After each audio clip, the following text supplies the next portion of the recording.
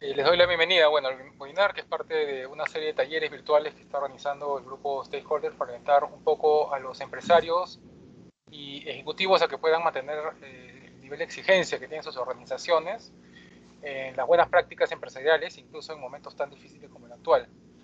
En esta oportunidad vamos a escuchar a Felipe Cantuarias y a Juan Malpartida. Primero, con respecto a Felipe Cantuarias, él es abogado de la Pontificia Universidad Católica del Perú, con maestría en Finanzas Corporativas de Harvard University. Tiene más de 20 años de experiencia en relaciones corporativas, comunicación estratégica, licencia para operar, desarrollo sostenible y negociación sindical. Además, fue jefe del gabinete de asesores del presidente del Consejo de Ministros del 96 al 90. Vicepresidente de Asuntos Corporativos y Comercial de Antamina, del 98 al 2006, y vicepresidente senior de Asuntos Corporativos para SAP Miller, con responsabilidad sobre 7 países de la región, del 2006 al 2010. Ha sido vicepresidente de Planeamiento y Asuntos Corporativos en Cervecería Bacus, del 2010 al 2016. Actualmente es profesor de Centrum, Escuela de Negocios, del PAT, Escuela de Negocios, y de la Maestría en Comunicación Estratégica de la Universidad de Piura. Es presidente de la Sociedad Peruana de Hidrocarburos, miembro independiente del Comité de Gobierno Corporativo de FIFA y director en diversas empresas. Nuestro segundo expositor va a ser Juan Malpartida, que es abogado de la Pontificia Universidad Católica del Perú, con maestría en Administración Fiscal por la Universidad de Lima, con cursos de especialización en las universidades de Yale y Harvard, Cambridge e INCAE, con amplia experiencia en relaciones corporativas y sostenibilidad. Desarrolló gran parte de su actividad profesional en Cervecería Bacus y Johnson, desempeñando diferentes funciones: legal manager, director legal y secretario del directorio. Posteriormente fue designado director legal y de asuntos regulatorios, liderando la estrategia de asuntos regulatorios y relacionamiento con stakeholders. Posteriormente se desempeñó como gerente corporativo de Perú y luego como gerente de asuntos corporativos de Gloria. Actualmente se desempeña como vicepresidente de administración del Grupo A, habiendo ocupado anteriormente la posición de global del Grupo A, liderando la legal, impuestos y asuntos corporativos a nivel global. El día de hoy vamos a tener la siguiente agenda. Primero vamos a hablar del ciclo de vida de los negocios, después de la gestión de crisis, después vamos a hablar de COVID-19 y gestión de crisis, después vamos a hablar de la continuidad del negocio, después de COVID-19 y continuidad del negocio, después de un mundo nuevo en el cual estamos operando, y finalmente vamos a atar un poco los cabos de la presentación que se ha hecho. Todas las preguntas que tengan, háganlas por favor en el chat que tenemos a la derecha, el chat de sistema. Pueden irlas dejando durante la presentación. Nosotros las vamos a ir recopilando y las vamos a hacer al final. Al final se van a responder las preguntas. Todo el webinar va a durar aproximadamente 1 hora. Entonces, sin más, vamos a proceder a la presentación de Felipe Cantuarias. Gracias, Hans. Un agradecimiento a Stakeholder por la oportunidad. Un saludo a todos los que nos acompañan el día de hoy en el webinar. Hoy vamos a hacer una presentación conjunta con Juan, y para hacerlo más dinámico, de los 7 puntos que has detallado que es la agenda, los vamos a compartir entre los dos. Una parte la voy a explicar yo y otra parte la va a hacer Juan, de tal manera que podamos cubrirla rápidamente. El primer punto que tenemos para introducir la discusión sobre el tema de la gestión de crisis y continuidad de negocios durante esta época de crisis de pandemia es entender dónde nos vamos a situar.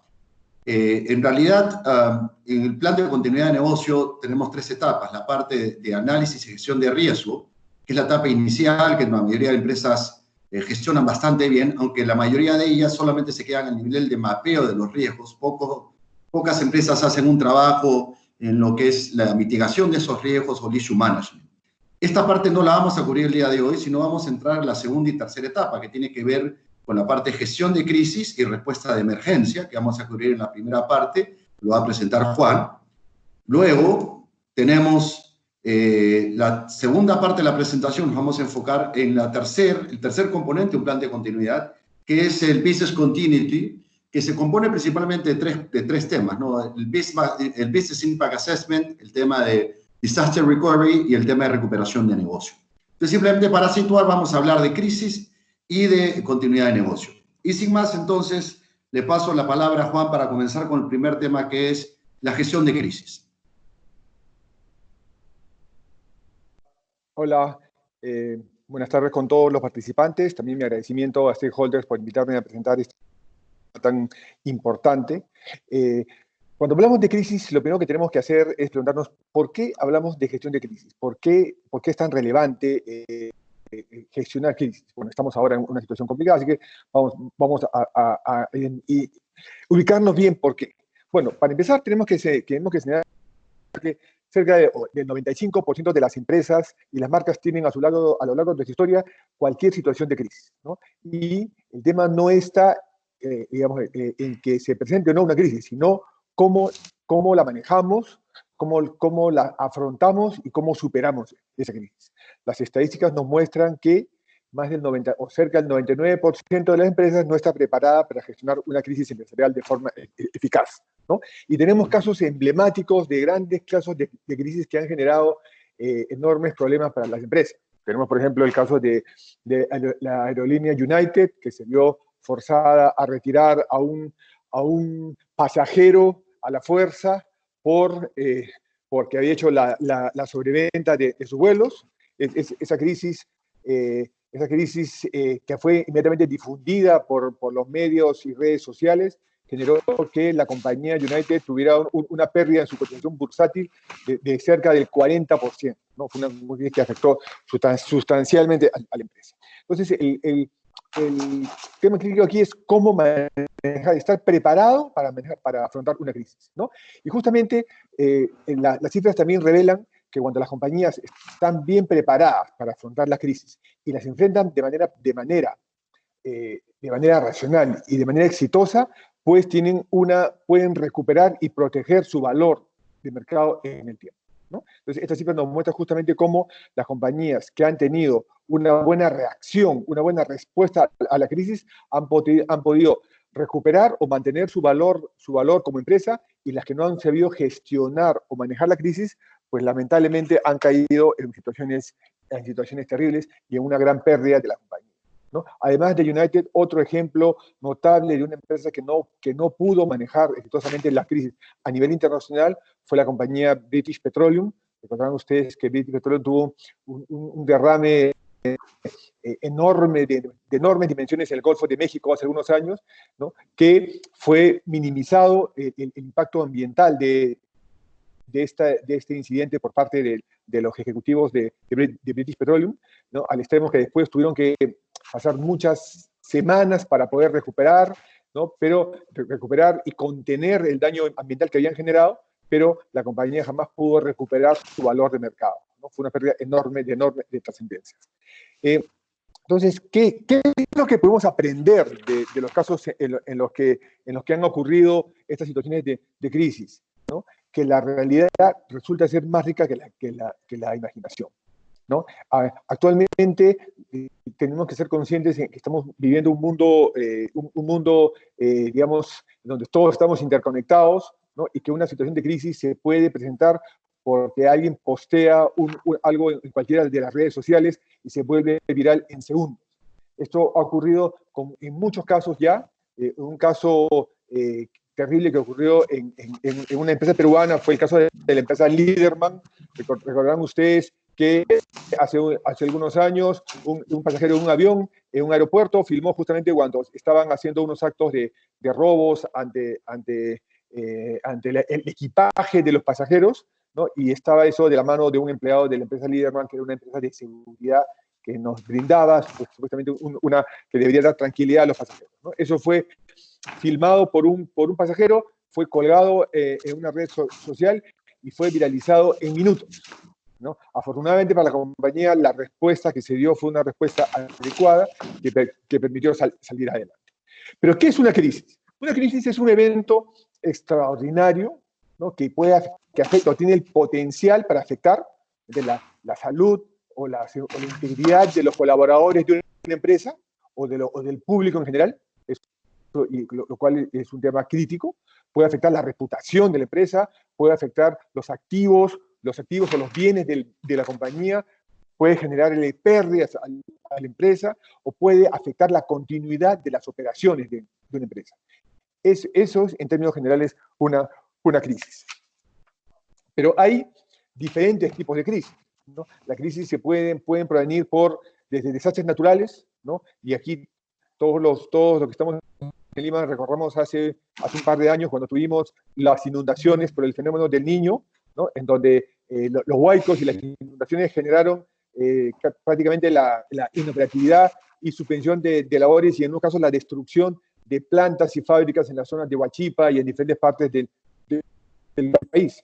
Es una situación terrible, ¿no? Entonces, ese tipo de crisis pueden ser desastres naturales, por temas de fraudes, por huelgas, por boicot a los productos, y por actos terroristas que teníamos antes mucho, y también por las pandemias, que es justamente la situación que venimos enfrentando actualmente, ¿no? En el Perú, tenemos recientemente una crisis que han sido de conocimiento público, el caso de Pura Vida, que generó para Gloria también una gran afectación, no solamente en la reputación, sino en las ventas de la empresa.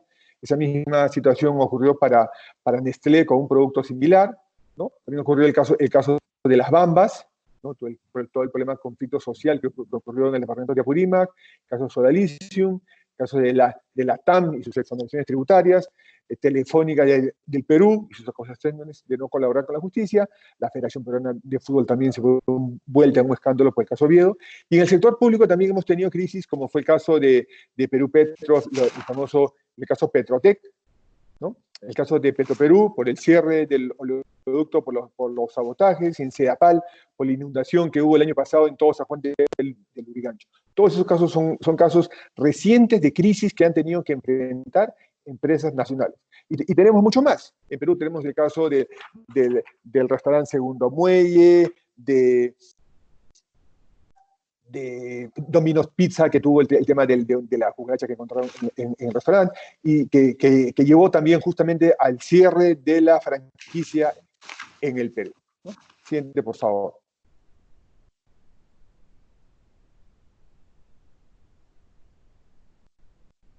Ahora, entonces, la pregunta es, ¿cómo gestionar una crisis? ¿No? ¿Cómo gestionarla? Porque el tema no es que la crisis ocurra o no, porque como sabemos es un evento inesperado, sino cómo la manejamos. Ahora, lo que sí tenemos que ser conscientes es que la ley de Murphy se rige durante todas las crisis. Si algo puede salir mal, saldrá mal. Así que tenemos que estar preparados. Cuando ocurre una crisis, se presentan todas las situaciones posibles que se puedan dar en ese contexto, ¿no? Por ejemplo, en este momento, para la industria petrolera, ¿no? ¿Qué tenemos? Que el precio del petróleo ha caído dramáticamente, por un lado, ¿no? Por diferentes factores, y por otro lado, el hecho de las cuarentenas ha generado una contracción en la demanda, lo cual ha generado que el precio del petróleo vaya a unos niveles que nunca antes, hace mucho tiempo, no veía, ¿no? Entonces, ¿qué es lo que tenemos que hacer durante una crisis? Estar preparados, ¿no? Y tenemos que poner como objetivos, primero, prepararnos y proteger la reputación, salvaguardar las vidas y asegurar la continuidad de negocios. No necesariamente en ese orden. Tenemos que estar preparados, dependiendo de la magnitud y el tipo de crisis, para tomar las acciones que correspondan dentro del marco de la ley, tomar resoluciones oportunas, ¿no? Y sobre todo también descontinuar las amenazas que pueden darse contra la seguridad o integridad de las personas. Siguiente, por favor.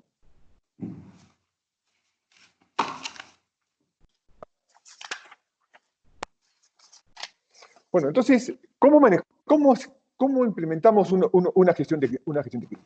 Lo primero que tenemos que saber es que todas las empresas cuentan ahora con lo que es un manual de manejo de crisis, una política, lineamientos de crisis management. Ya esto es una práctica que forma parte ahora de todo lo que tiene que ver con las reglas de compliance. Tenemos que tener reglas y políticas para manejar la crisis. Entonces tenemos que seguir los protocolos, ¿no? Y activar el comité de crisis para asignar los correspondientes roles y responsabilidades, ¿no? Eso nos indica que tenemos que escalar la crisis dependiendo del nivel y la intensidad. Tenemos que tomar acciones para controlar inmediatamente la situación, Tenemos que también aislar el evento en la medida de lo posible de lo que es la gestión del negocio, ¿no? Tenemos que controlar el flujo de la información, ¿no? Tenemos que gestionar la comunicación interna y externa, para eso tenemos que designar voceros adecuados, y esto es muy importante. Este es uno de los factores fundamentales para lo que es un manejo adecuado de crisis, que tiene que haber un speaker o vocero designado que sea la única persona que sea la cara visible de la organización frente a los medios de comunicación, público en general, autoridades y los demás stakeholders. Porque si se permite que diferentes personas puedan tomar contacto con estos, pueden salir diferentes versiones o pueden haber versiones contradictorias y eso sería gravísimo. Por eso es que es muy importante la implementación y aplicación de lo que es el procedimiento de manejo de crisis. Y en este caso, hay una vieja regla que dice, hagan caso a los expertos. Ahí hay que estar preparados para manejarlo, ¿no? Por eso es que una buena gestión de crisis es lo mejor que uno puede implementar para poder salir y superar esto. Siguiente, por favor.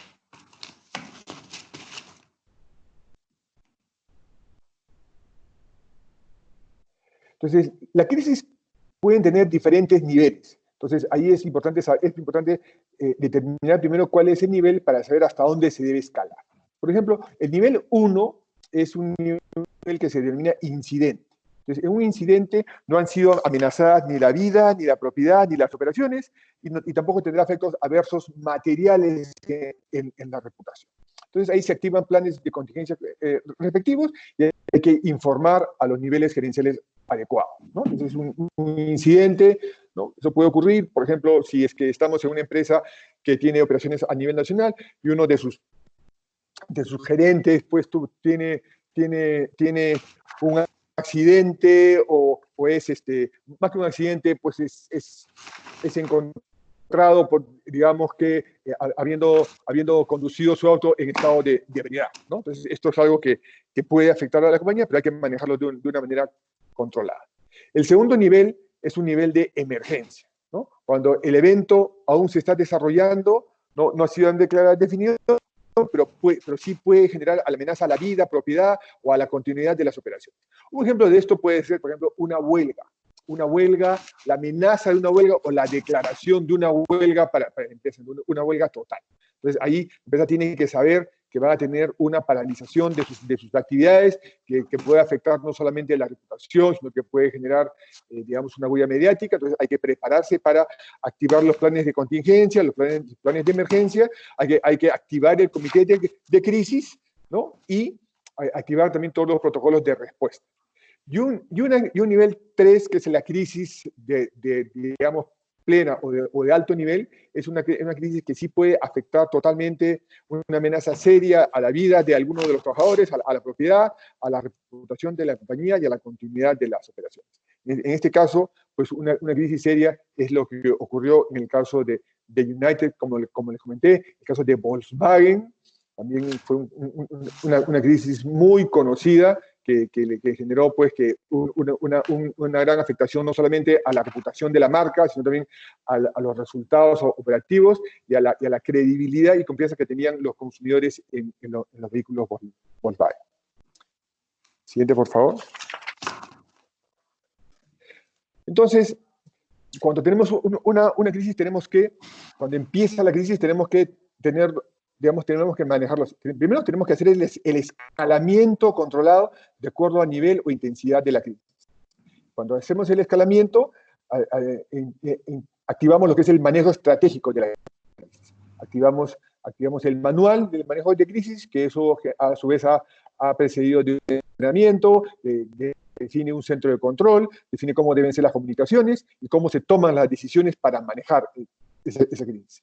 Pero en paralelo, debemos tener una respuesta de emergencia, porque si tenemos una crisis que puede generar daños a la vida o a la propiedad de la empresa de manera inmediata, pues hay que tomar decisiones inmediatas, hay que dar respuestas de emergencia. Tenemos que atender la salud y la seguridad de esas personas o proteger la integridad de la compañía. Cuando es el caso de un incendio, una fuga de amoníaco o un evento de esa naturaleza que que exige o requiere una respuesta inmediata de las personas que están a cargo en la propia operación.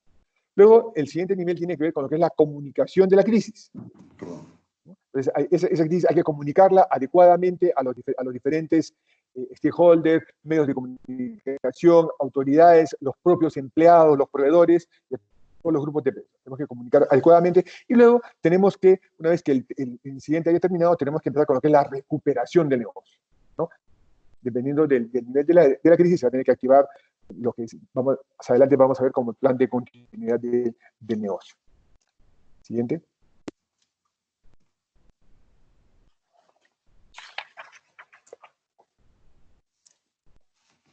Si queremos graficar este proceso de escalamiento corporativo, podemos ver que cuando es un proceso, bueno, la etapa de respuesta de emergencia debe ser realizada de manera inmediata por el site, o sea, por el lugar, planta, establecimiento o almacén donde ha ocurrido el evento, ¿no? Entonces, ese local tiene que haber una persona responsable que debe activar inmediatamente la respuesta de emergencia.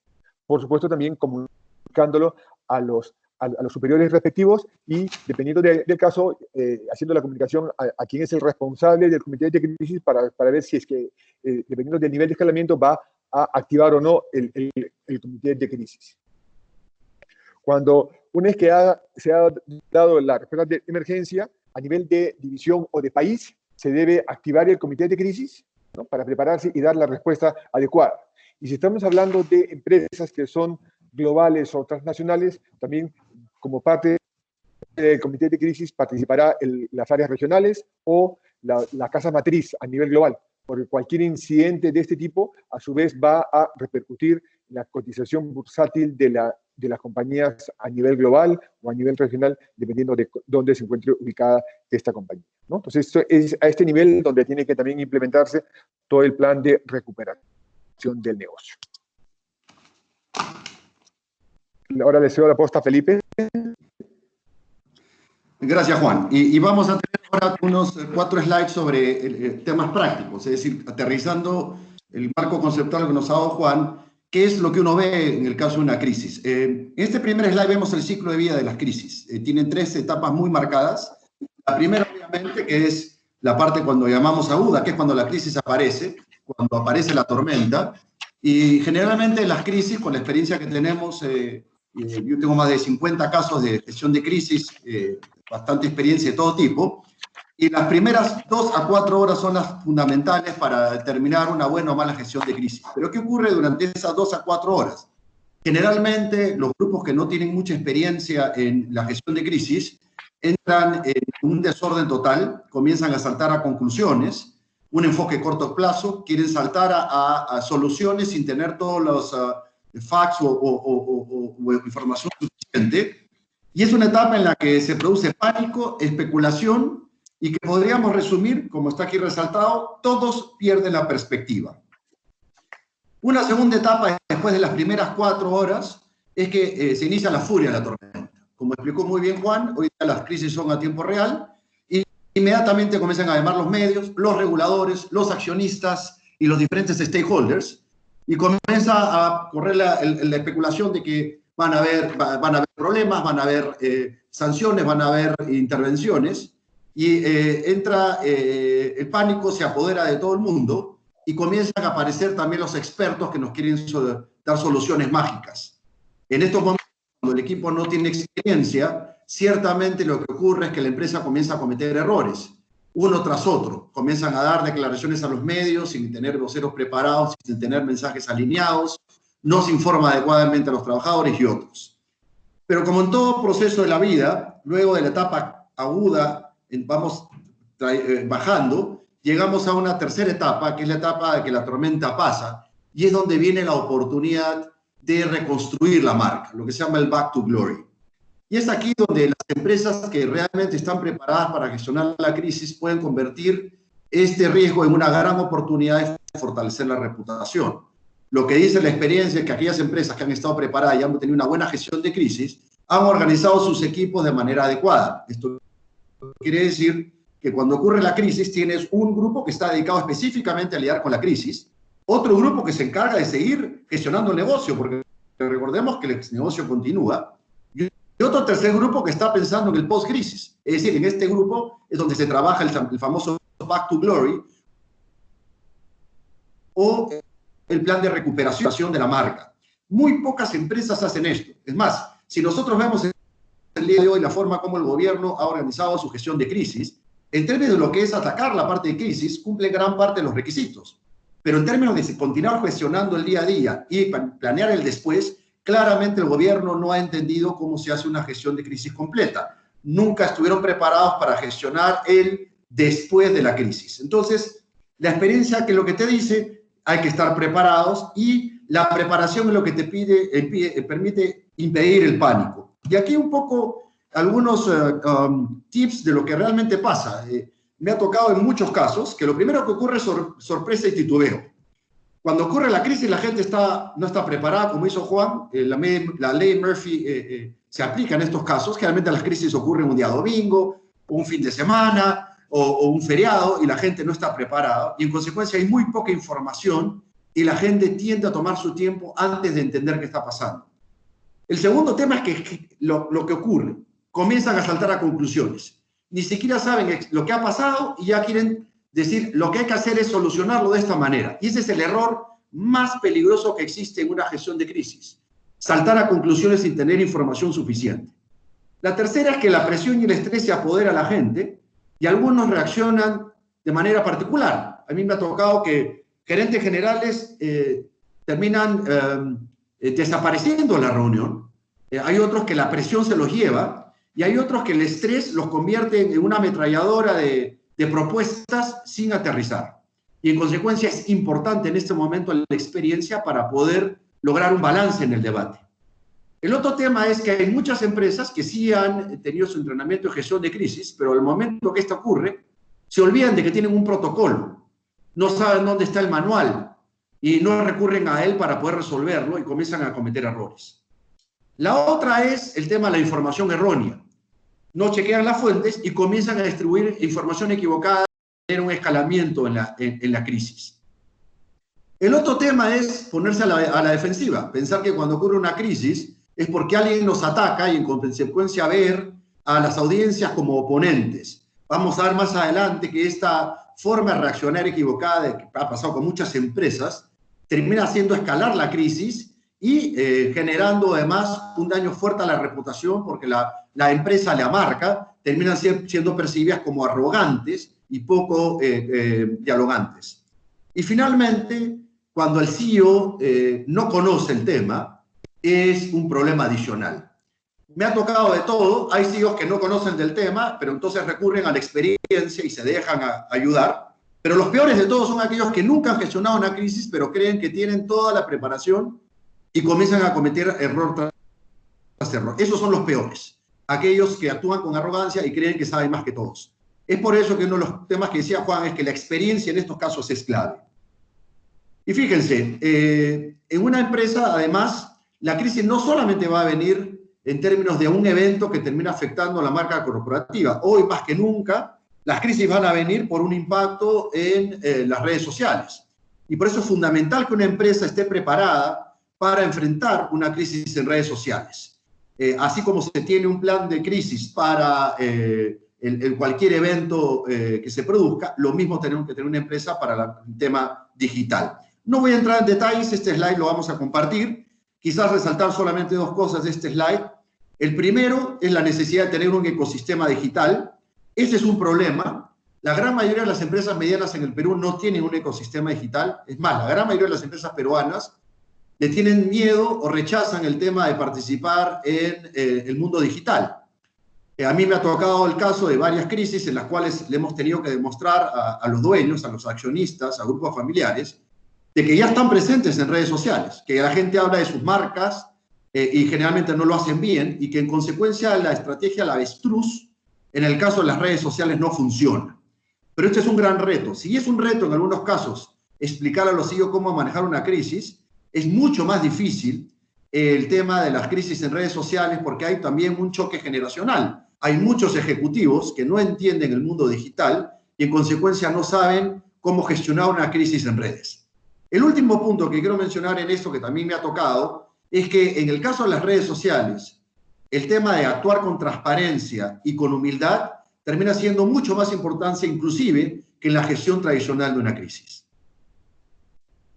Y termino con esto, esta parte de experiencia. ¿Cuáles son lo que podemos llamar los 7 pecados capitales en comunicación de crisis? Aquello que siempre hace que escale la crisis, lo que no funciona. Actuar con incompetencia, arrogancia e insensibilidad. Por ejemplo, lo que estamos sabiendo ahora con el caso de la pandemia y aquellas empresas que han decidido en este momento pues despedir al personal y no hacer ningún esfuerzo en generar empatía con sus trabajadores, ni menos con su cadena de valor. Entonces, claro, destruyen marca. Informar sin el conocimiento previo y la aprobación del comité y la alta dirección, sin informar a los accionistas, esto es muy común. Eso cuando generalmente el gerente general no tiene experiencia, salta a conclusiones y inmediatamente sale a responder a la crisis y no está alineado, y lo que termina generando es un escalamiento de la crisis porque termina haciendo que los actores internos terminen convirtiéndose en oponentes del proceso. La tercera y muy común, y esto es muy claro sobre todo en los países latinos, es no decir toda la verdad. No le gusta a veces a los latinos dar malas noticias y muchas veces se reservan parte de la verdad. Y eso es un error gravísimo porque en esta época la verdad se va a saber, tarde o temprano. Y si nosotros no logramos generar credibilidad entre los diferentes públicos externos, entonces no vamos a poder salir de la crisis. El cuarto punto es permitir que los miembros del comité de crisis puedan hacer declaraciones, es decir, no tener un vocero seleccionado. Esto ha pasado muchas veces. La falta de experiencia, por ejemplo, cuando uno tiene un accidente y uno actúa simplemente por mero criterio básico y dice a que vaya alguien al hospital a visitar a la familia para demostrarle que nosotros somos sensibles al problema, y resulta que los medios de comunicación entrevistan a ese funcionario o funcionaria de la empresa que va a visitar a la familia y termina declarando algo que va totalmente en contra de la estrategia de crisis. Muy común cuando no hay un liderazgo claro y no hay un orden en términos de cómo gestionar la crisis en términos de comunicación. El otro tema es dar información off the record. Eso también es muy común, sobre todo en los grupos familiares, que no les gusta salir a hablar, vamos a hacerlo off the record. Esto no funciona. En un caso de una crisis, información off the record es información oficial y la van a utilizar en contra de la empresa y generalmente de manera negativa. Y la última es comunicar solo a los medios amigos y olvidar a todos los demás. Esto es otro gravísimo error, porque lo único que termina haciendo es que todos los otros stakeholders se pongan furiosos y terminen hablando mal de nuestra marca y de nuestra empresa. Estos 7 pecados capitales que los menciono acá, los he encontrado en innumerables casos.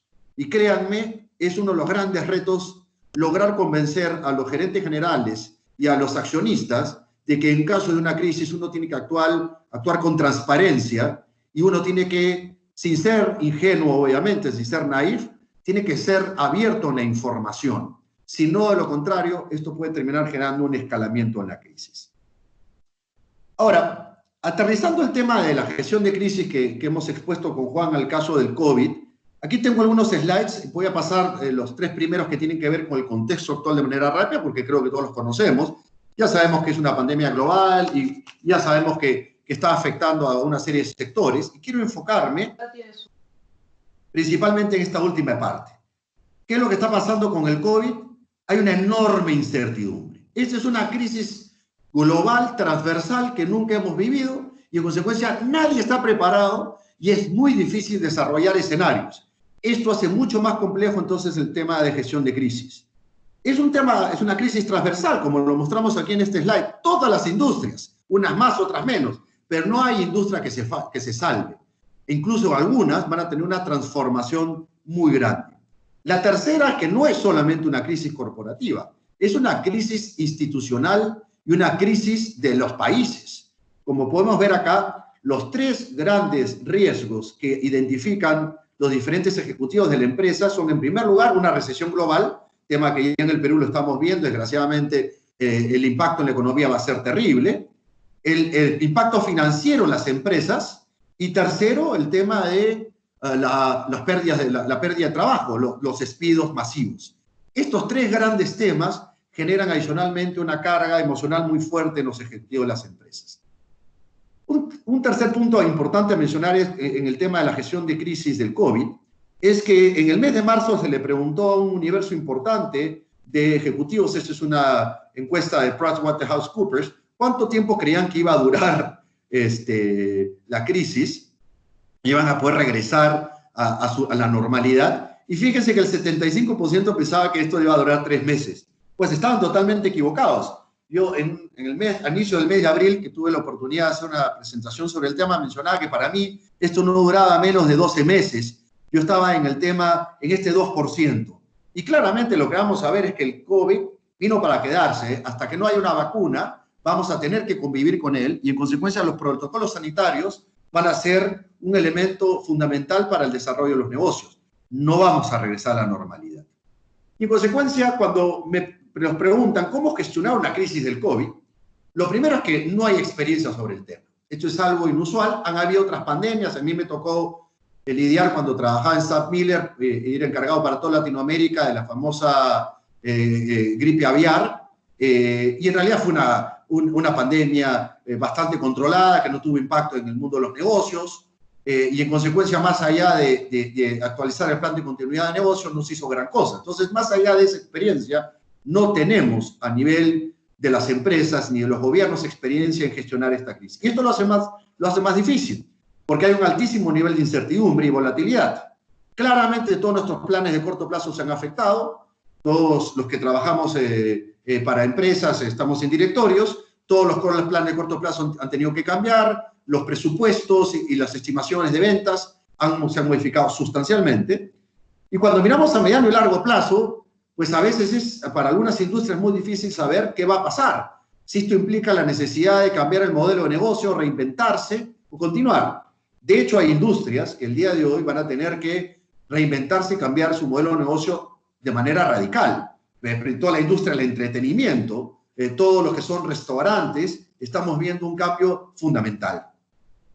Y dado que los impactos son tan variados, es muy difícil dar un enfoque único. Y lo que estamos viendo es que cada industria y empresa va estableciendo su propio mecanismo de solución de acuerdo a las circunstancias. Sin embargo, lo que sí podemos compartir con ustedes son algunos principios, aprendizajes y enfoques y herramientas que creemos son mejores prácticas que están utilizando las empresas y que sí vemos son súper útiles para una buena gestión de la crisis de la pandemia. Es lo que quiero compartir con ustedes en los siguientes 2 slides. Antes de eso, simplemente quiero dejarles con ustedes un mensaje, ¿no? Que creo que para mí es muy poderoso y que nos explica muy bien lo que estamos viviendo. Y dice así, cuando no puedas controlar lo que está sucediendo, desafíate a ti mismo para controlar la forma en que respondes a lo que está sucediendo. Ahí es donde está tu poder. Claramente hoy, para gestionar el COVID, tenemos que entender que no vamos a poder controlar una serie de variables, pero sí podemos controlar la forma como enfocamos nuestra actitud y nuestros valores. Y por eso, lo que quiero rescatar es que las actitudes frente a la crisis es lo que hace la diferencia. Estos son 5 recomendaciones de Harvard, que está en la última edición de Harvard Business Review, que me parece es lo que más ha servido en la gestión de crisis. Primero, es saber organizarse para responder frente a la crisis, y es crear red de equipos.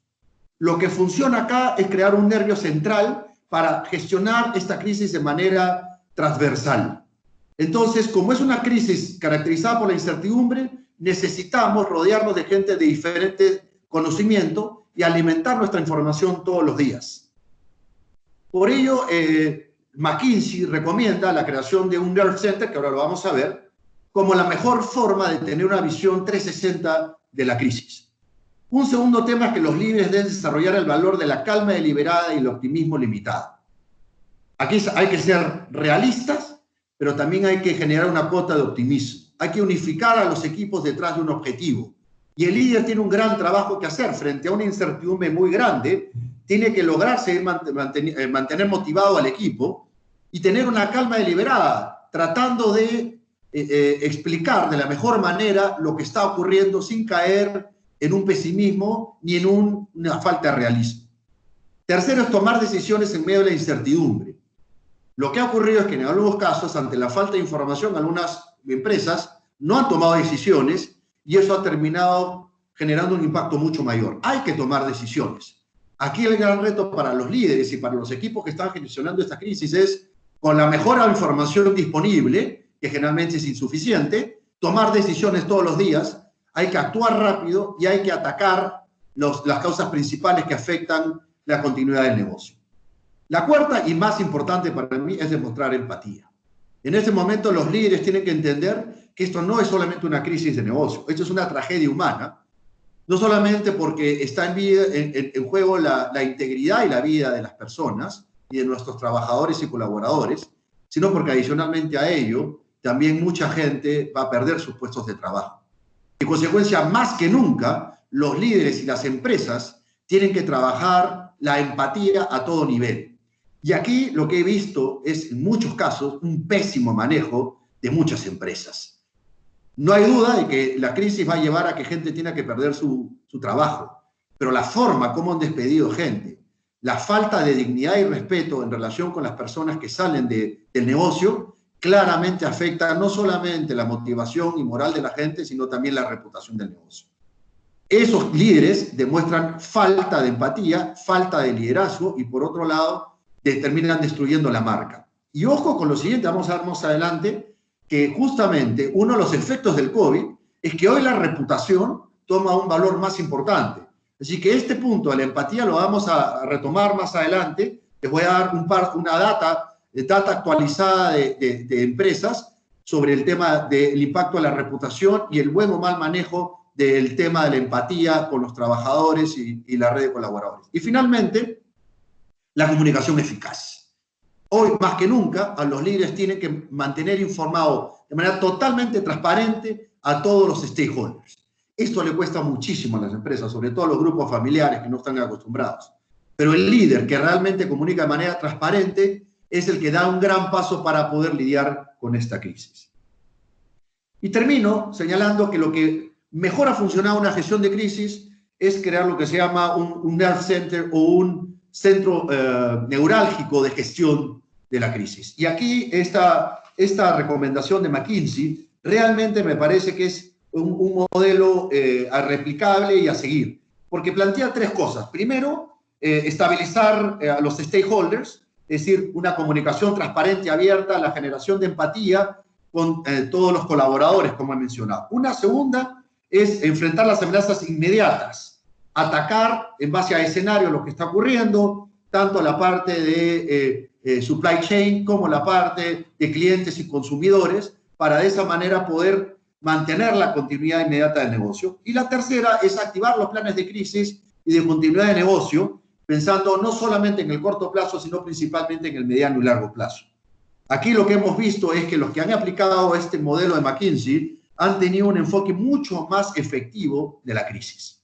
Razón por la cual me permito recomendarles utilizar este modelo en aquellos casos de gestión de crisis. Y sin más, entonces, le paso la palabra a Juan para hablar ahora del tema de continuidad de negocio. Juan, por favor. Gracias, Felipe. Mira, bueno, rápidamente vamos a pasar a ver lo que es el plan de continuidad de negocio. Como ya mencionamos, cuando existe una crisis tenemos que estar preparados para enfrentarla y para sacar adelante el negocio. Entonces, ¿en qué consiste un plan de continuidad de negocio? No es más que una serie de procedimientos que una organización debe poner en marcha para garantizar que las funciones críticas puedan continuar durante y después del desastre o evento catastrófico. Tenemos que estar preparados para salir adelante, ¿no? ¿Y qué ventajas tiene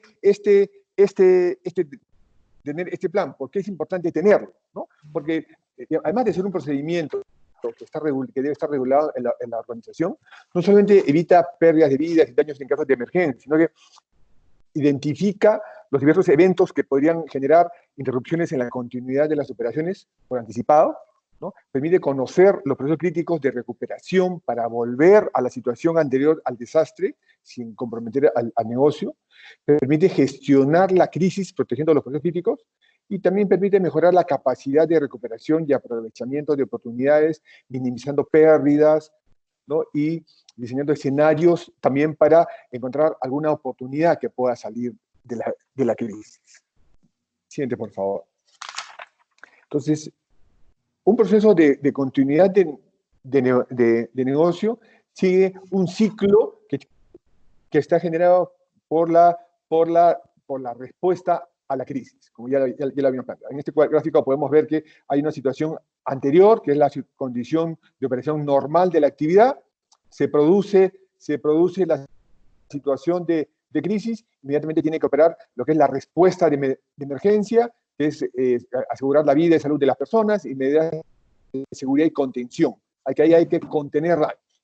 Inmediatamente se activa todo el plan de manejo de crisis de manera estratégica, ¿no? Aplicación de plan, activación del comité, ¿no? Comunicaciones, atención a stakeholders. Y luego se pasa a lo que es la fase del business recovery, o sea, todo lo que es la fase para restituir los procesos críticos. Esa es la etapa normal. Este proceso también puede darse en el evento de que se dé ya no solamente una crisis normal, bueno, una crisis de magnitudes, pero también puede darse una situación de desastre. En ese caso hay que implementar lo que es el disaster recovery, que es volver luego a las condiciones de retorno, a las condiciones de operación normal.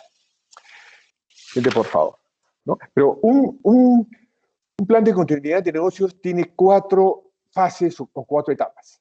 La primera es el conocimiento del negocio y el contexto. Esto es sumamente importante, no solamente porque se requiere el liderazgo de la alta dirección, sino que es importante para identificar los procesos de la compañía. ¿Cuáles son los procesos críticos de la organización? Eso es fundamental. La segunda etapa es la identificación y análisis de riesgo. Esto implica hacer un mapeo de los riesgos de cada proceso. Pero además de mapear los riesgos, hay que valorarlo, hay que entenderlo y hay que clasificar sus riesgos dependiendo de su probabilidad y su impacto y severidad. Y esto es muy importante porque justamente esto es lo que va a determinar el plan de acción en adelante, ¿no? Por ejemplo, como veíamos hace un momento cuando hablábamos de crisis, todas las operaciones en el Perú tienen que armar un plan de una evaluación del riesgo a lo que son los desastres naturales. Tenemos que estar preparados y medir cuál es el impacto para nuestra operación, para nuestra planta, para nuestra actividad, en caso de un terremoto, por ejemplo, que sabemos que Perú es una zona de terremotos, para el caso de tsunami, para el caso de inundaciones, o para el caso de huaicos o lluvias intensas generadas por fenómenos del Niño. Tenemos que tener eso como una regla general, ¿no? Y dependiendo de eso, haremos nuestro mapa de riesgos en lo que identificaremos cómo nos puede afectar ese incidente natural, dependiendo de las probabilidades, si son bajas, medias o altas, y también el grado de severidad para nuestra operación, ¿no? Ya sabemos ahora que para fábricas o plantas que están localizadas en zonas cercanas al río Rímac o a la zona de Huachipa, hay que identificar como un tema crítico de riesgo alto y de severidad alta también, el caso de huaicos o el caso de inundaciones, ¿no? Y también tenemos que estar preparados, por ejemplo, para que cuando tengamos otro tipo de medidas que no son tan extremas, sino son altas. Por ejemplo, si tenemos la interrupción de la energía eléctrica, ese supuesto tiene que ser evaluado también bajo un nivel de probabilidad más cercana, pero también de severidad no catastrófica, sino alta. Luego tenemos que diseñar, en la tercera etapa es diseñar los planes de acción. Una vez que, ¿para qué? Para saber si tenemos estos riesgos, tenemos esta probabilidad, tenemos que definir planes de acción para que nos pueda, digamos, responder para mantener nuestro negocio o nuestra operación cuando se pueda dar alguno de esos incidentes. Por ejemplo, si tenemos una inundación, una inundación, se salió del río y nuestra planta que tenemos en la zona de Lima no puede operar, tenemos que estar preparados para qué. Tenemos una planta, necesitamos producir más. ¿Cuáles son nuestras emergencias? Tenemos otra planta en otra ciudad del país y tenemos que medir los volúmenes para ver de dónde se puede abastecer, de dónde podemos abastecer nuestro mercado desde la otra planta. En cuánto tiempo tenemos que tener almacenes adicionales, almacenes de emergencia, y cuánto nos va a costar adicionalmente. No tenemos otra planta. Podemos importar nuestros productos de otro país, de otra operación, tenemos que ir midiendo y preparando nuestros planes de contingencia porque tenemos que asegurar que ante la ocurrencia de cualquiera de estos incidentes tengamos un tiempo de respuesta que pueda también abastecer y satisfacer a nuestros clientes y consumidores. Y el último nivel o la última fase de este plan es la prueba del sistema y ajustes. ¿Esto qué significa?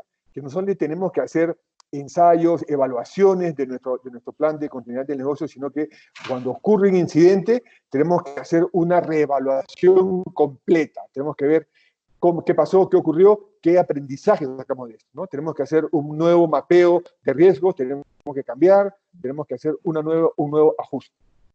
Siguiente, por favor, Felipe. Entonces, esto significa que implementar este plan implica un enfoque holístico. Tenemos que tener las luces encendidas y tenemos que estar no solamente organizados para una respuesta rápida ante la crisis, sino que tenemos que tener en cuenta a las personas, es decir, a los trabajadores, a nuestro staff, a nuestros stakeholders. Tenemos que estar preocupados por el cash, por las finanzas, porque no perdamos ingresos o proteger los activos o bienes de la compañía.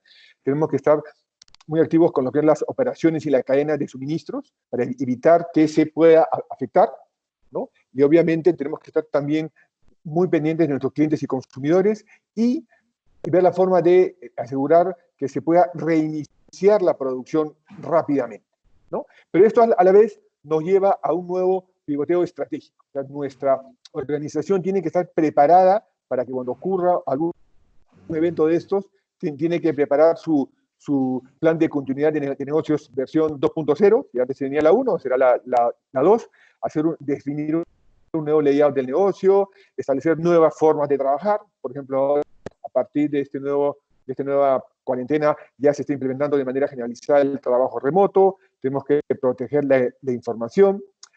A nivel de cadena de suministro tenemos que pensar que ya hay nuevos canales de llegada a nuestros clientes, ahora se está enfrentando mucho la televenta y lo que es el delivery, y tenemos que repensar toda nuestra organización. Siguiente, por favor. Ahí nomás.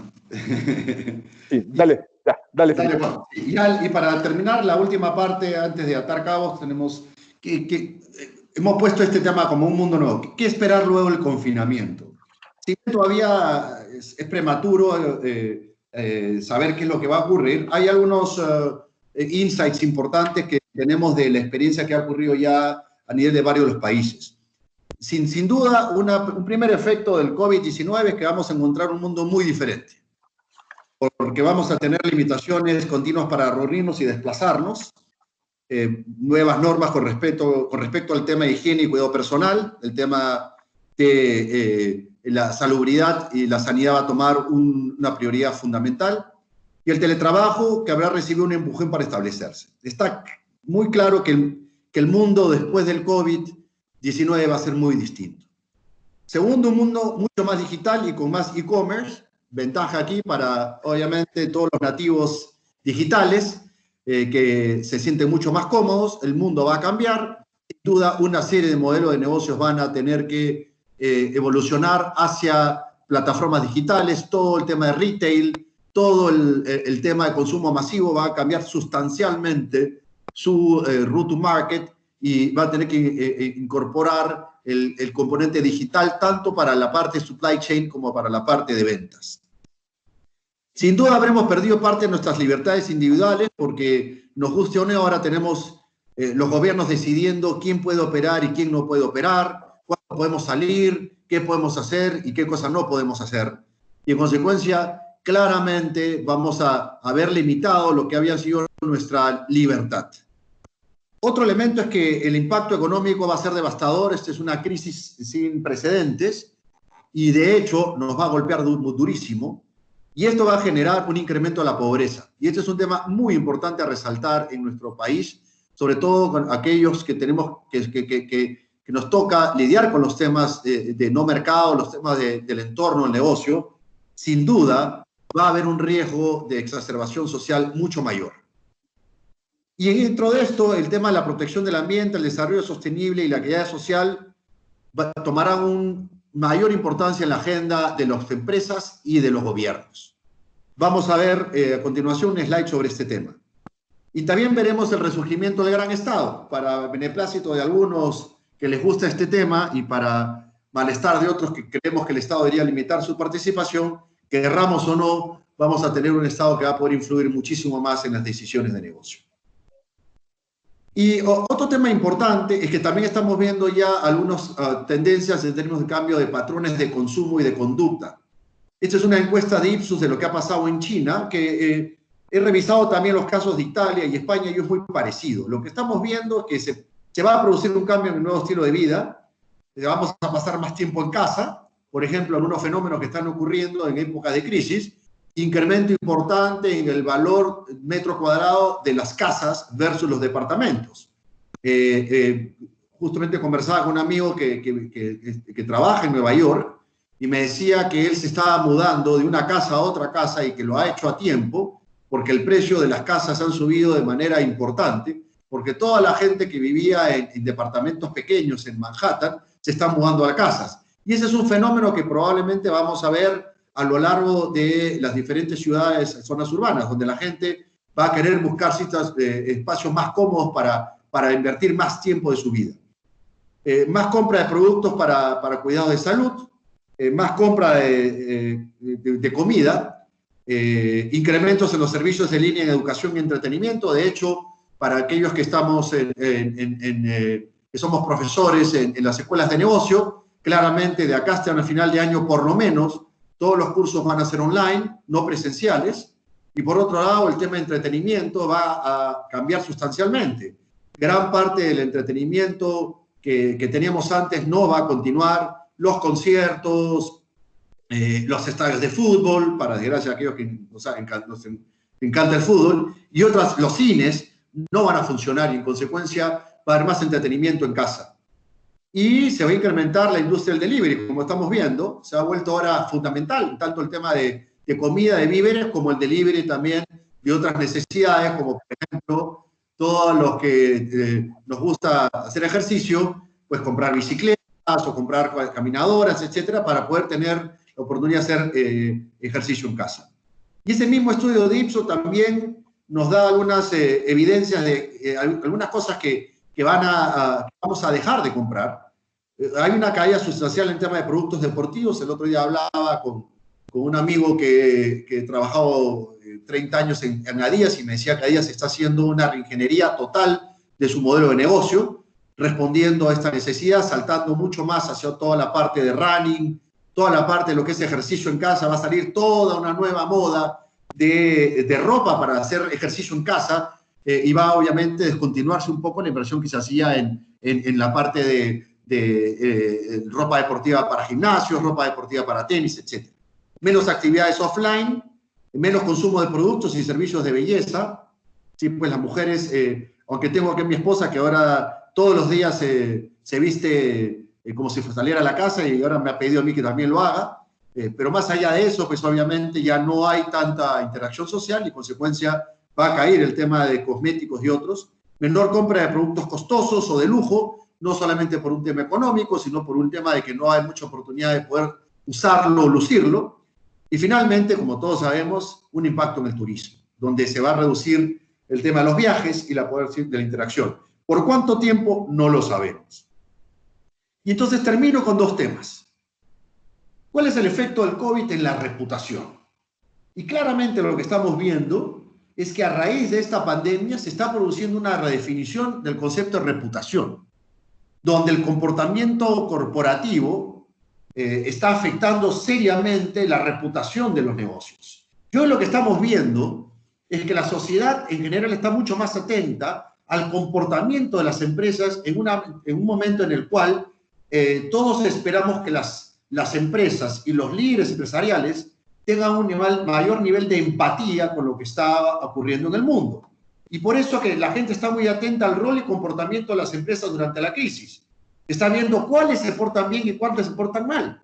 Aquí a destacar, por ejemplo, el trabajo que hizo la panadería San Antonio en todo comunicación de decir que iba a mantener a todos sus trabajadores y luego reinventarse como negocio para asegurar que todos sus colaboradores continúen con ello, versus el caso de otras empresas que decidieron despedir trabajadores por correo electrónico, sin ningún tipo de comunicación en un momento inicial de la pandemia. Líderes corporativos comprometidos con ser promotores del distanciamiento social y con las nuevas reglas de conducta, con la aplicación de los protocolos sanitarios. De hecho, aquí va a haber una oportunidad para fortalecer reputación a aquellas empresas que hagan uso efectivo, eficiente de los protocolos sanitarios para los contagios, van a salir ganadores en términos de reputación. Y las empresas líderes en innovación tecnológica y plataformas de comunicación también, aquellas que han tenido la capacidad de reinventarse, de poder utilizar de manera efectiva el teletrabajo. Ahora bien, este es un estudio reciente que ha hecho la firma digital Bazar Voice, que nos da un par de insights bien interesantes de hacia dónde vamos. Esto es algo que también ocurre en nuestro país. Según este informe, que es de hace 2 semanas, el 77% de los consumidores exigen que las empresas hoy sean más responsables que nunca, ya que la confianza, la reputación y la conversación se vuelven hoy casi tan importantes como el precio y la conveniencia del consumo. Y el segundo tema es que los compradores, lo que se llaman los shoppers, no solo quieren estar seguros de los pedidos y consultas cumplidas, sino que también juzgan a las empresas en función de factores como el tratamiento de los empleados. En buen castellano, lo que estamos viendo es que hoy la reputación está tomando más importancia que nunca y que la sociedad está mirando a aquellas empresas que se comportan de manera empática, de manera responsable para premiarlas, y castigará a aquellas empresas que en este momento de crisis no tienen ni empatía ni actúan con responsabilidad. Y para terminar, ¿qué estamos viendo? ¿Cuál es el efecto del COVID en el tema de la agenda de sostenibilidad? Aquí también es un tema importante. La pandemia ha aumentado las apuestas por la sostenibilidad en los negocios. Esto está claro. Aquí al lado derecho les comparto una reciente encuesta de Ipsos de finales de abril, que establece claramente la importancia el día de hoy, la importancia que está tomando cada vez mayor el tema de la sostenibilidad en términos de la decisión de compra por parte de los consumidores. Entonces, la pandemia ha generado una gran prueba para la agenda de sostenibilidad, pero a su vez también una gran oportunidad para ver cómo las empresas enfrentan este reto, que genera sin duda pues, no solamente desafíos a niveles ambientales, sino a niveles sociales y de interacción con el gobierno. Y claramente lo que estamos viendo es un cambio en la dinámica, en la relación entre las empresas y el gobierno. Antes de esta crisis, y yo hablo mucho de este tema, claramente existía un nivel altísimo de desconfianza entre el sector público y el sector privado. En el Perú es clarísimo el tema, ¿no? En esta crisis el gobierno no ha aceptado la colaboración del sector privado, y esa es una de las razones por las que lamentablemente la gestión de crisis de la pandemia en el Perú no ha sido lo efectiva que uno hubiera esperado. Porque mientras en otros países el sector privado, que tiene el talento, la experiencia y la capacidad de ejecución, ha trabajado a la mano con el gobierno, en el Perú no lo ha sido así. Entonces, ¿qué va a pasar? De hecho, esta experiencia en el Perú nos va a llevar a un cambio en el relacionamiento entre el sector público y el sector privado, donde vamos a dar paso de la desconfianza a una mayor colaboración. Y es ahí donde existe una enorme oportunidad para las empresas que realmente quieren liderar, de aprovechar esta nueva dinámica en la relación gobierno, sector privado, para recomponer las relaciones y trabajar de la mano colaborativamente con las autoridades. Y el tercer insight importante que extraemos de este tema sobre la agenda de sostenibilidad es que, si bien el tema de la pandemia era un riesgo que era relativamente conocido, lo que ha demostrado la crisis del COVID-19 es que la mayoría de las empresas no estaban en capacidad de poder adaptarse y resistir. Pero ahora en adelante, ya la sociedad no va a aceptar excusas, y en consecuencia las empresas, sus juntas directivas y los ejecutivos principales no van a ser perdonados por no prepararse para enfrentar otros retos que son evidentes para el mundo del día de hoy.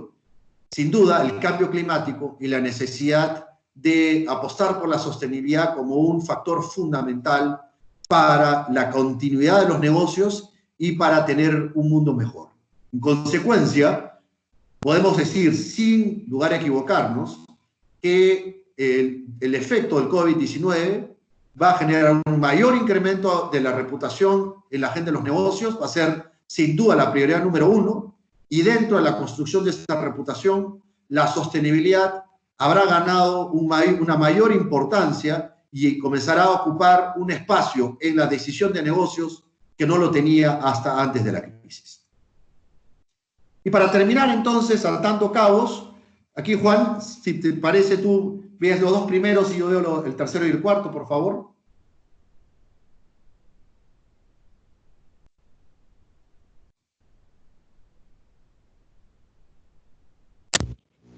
Juan, por está favor. cortado. Juan está Perdón, cortado. sí. Sí. Como ya hemos mencionado, las crisis son imprevisibles y para poder gestionarlas en forma adecuada y poder salir de ellas, las empresas tienen que estar preparadas, ¿no? Y deben implementar y ejecutar un plan de continuidad de negocio, que ahora debe formar parte de nuestro programa y rol de compliance de cada organización, ¿no? Entonces, y esta gestión de crisis eficiente requiere no solamente la preparación, experiencia y criterios, sino sobre todo mucha empatía con los stakeholders. Correcto. Y el COVID-19 es una crisis global. Como sabemos, crea un ambiente de alta incertidumbre. No hay un modelo que podamos replicar. Hay enormes desafíos. Esto cambia todos los días. Y lo que sí funciona es implementar las actitudes correctas. Ahí están las 5 actitudes que recomienda Harvard y el modelo de gestión integrada de McKinsey, que creo que son 2 mejores prácticas que podríamos replicar. Y lo más importante es que tenemos que hacerlo con mente abierta y con mucho positivismo. Es la única forma de enfrentar eficazmente esta crisis.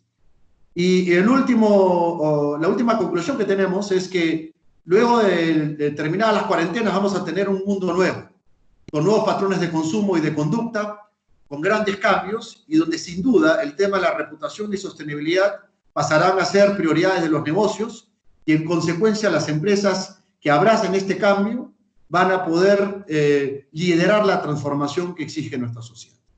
Y sin más, Hans, entonces te pasamos la palabra. Muchas gracias. Bueno, gracias. Nos hemos pasado un poco de la hora que habíamos ofrecido, pero tenemos 2 preguntas aquí del público, de la gente que estaba escuchando la presentación. Primero, Luisa pregunta, ¿con qué perfiles debería contar un comité de crisis? ¿Y cuál es imprescindible? Creo que, Felipe, tú has hablado sobre eso. ¿Podrías responder quizás?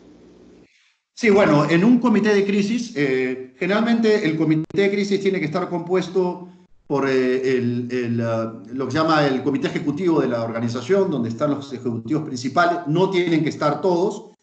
A ver, como funciona generalmente en el plan de crisis, tú tienes el comité de crisis, es todo el comité ejecutivo, lo que se puede llamar los gerentes centrales, vicepresidentes, más el gerente general. Y adicionalmente tiene que estar obviamente el abogado de la compañía, tiene que estar el experto en comunicación y tiene que estar ahora el experto en gestión de redes sociales.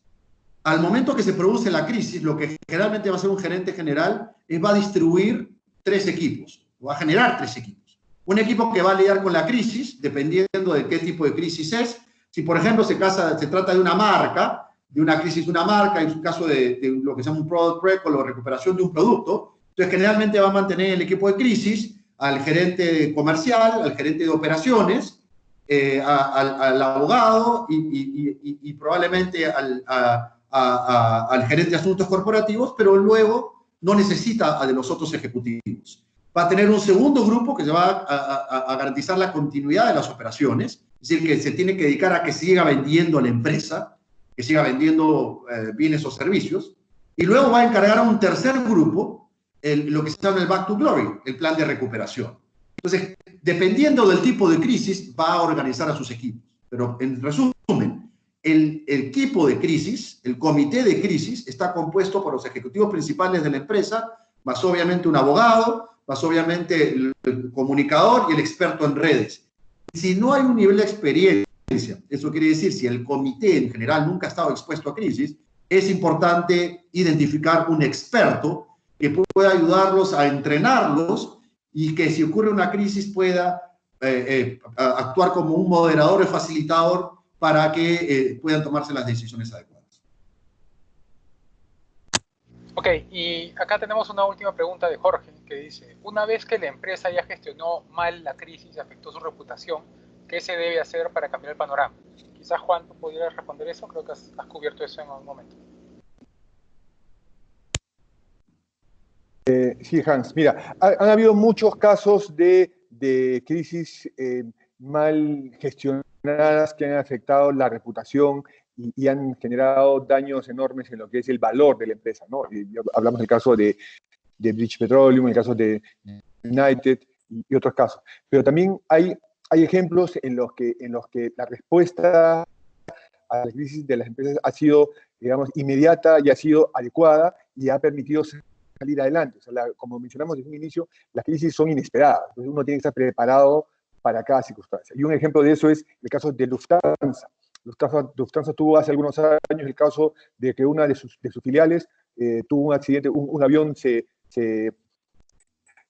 digamos, se estrelló, generado porque el piloto quiso suicidar, ¿no? Entonces, esto generó un daño enorme a la reputación de la empresa, de unas empresas que se consideraban más seguras, porque no se había hecho un adecuado protocolo de análisis y evaluación a los pilotos, ¿no? Para que pueda llevar eso, ¿no? Pero la respuesta de Lufthansa fue una respuesta inmediata de asumir responsabilidad, de asumir controles, de hacer frente a lo que pasó, ¿no? Sin pretender echar la culpa a otros ni pretender desviar la atención. Las empresas que asumen la responsabilidad, asumen que pueden enfrentar la situación como una lección que tienen que sirve para mejorar sus prácticas, para mejorar su acción, y además mostrando total relacionamiento y total acercamiento a sus consumidores y a la gente, puede salir adelante de la crisis. Por eso es que hay que estar preparados, ¿no? Para tener una respuesta adecuada. Ok, muchas gracias. Muchas gracias a todos por participar. Ya nos hemos pasado de la hora que nos habíamos planteado como meta. Muchas gracias a todos por participar. El grupo de Stakeholders va a seguir ofreciendo estos webinars, así que estén atentos a nuestras redes sociales. Ahí los vamos a anunciar con anticipación. Muchas gracias a Juan y muchas gracias a Felipe. Todo ha estado muy interesante y estoy seguro que nos va a ser a todos muy útil la información que han compartido. El video de este webinar va a ser subido a las redes del grupo Stakeholders, así que pueden luego visitarlo si quieren repasar algo de lo que se ha dicho. Y a todos, bueno, cuídense, no salgan por gusto y lávense las manos lo más que puedan. Adiós, muchas gracias. Adiós. Gracias a todos. Gracias a todos.